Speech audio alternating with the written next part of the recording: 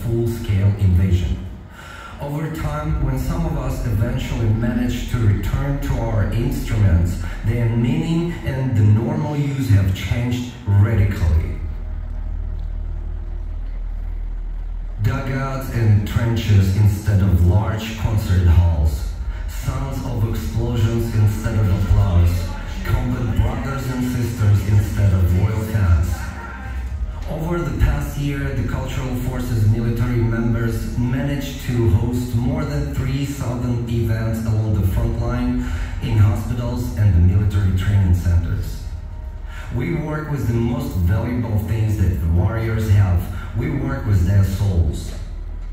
Thanks to the support of celebrities, historians, cultural figures, and opinion leaders, Ukrainian soldiers managed not only to yield to the overwhelming forces of the enemy, but also, knowing what they are fighting for, confidently move forward, liberating our lands from sneaky invaders inch by inch.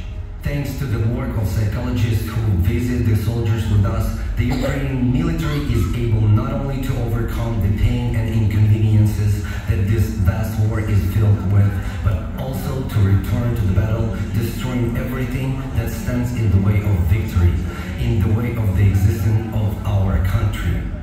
Ukrainian culture is one of the strongest pillars on which the front rests. Ukrainian culture is something that the enemy has been trying to destroy for centuries. Ukrainian culture is what will eventually break its rotten teeth. Power to culture, culture to power.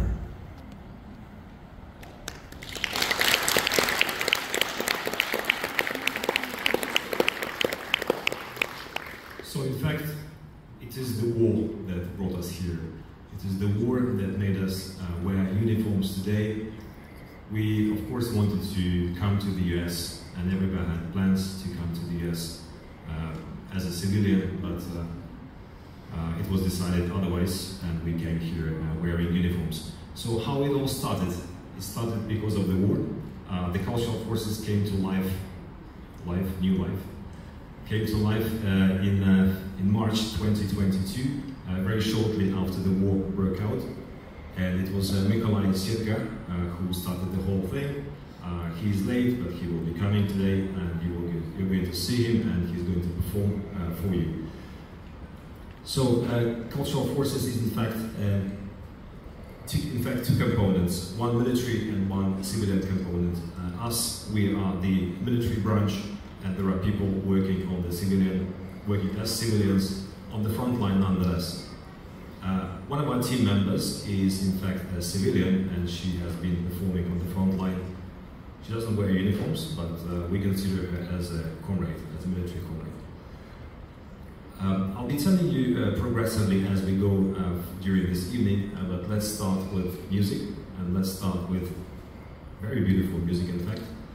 I would like to invite Taras Stolar. Taras is the bandura player. I suppose most of you would be familiar with bandura. Let's not get it mistaken. This is guitar, and this is bandura. If you can see, guitar has 6 strings. So let's multiply this by 10, that will be bandura. So bandura has 62 strings.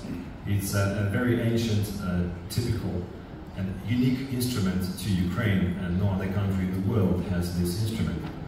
And Taras has been playing this instrument for 40 plus years. Taras joined the armed forces on the 24th February 2022, and he served in the armed forces as the drone operator. Last year he joined the Cultural Forces, and he started playing music and giving psychological relief and boosting morale of the Ukrainian soldiers on the front line. I must say that all the music you are going to be exposed today is the music that the artists perform for the soldiers directly on the front line.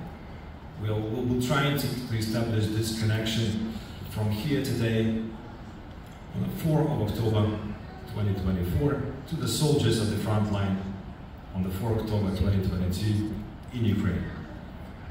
Taras?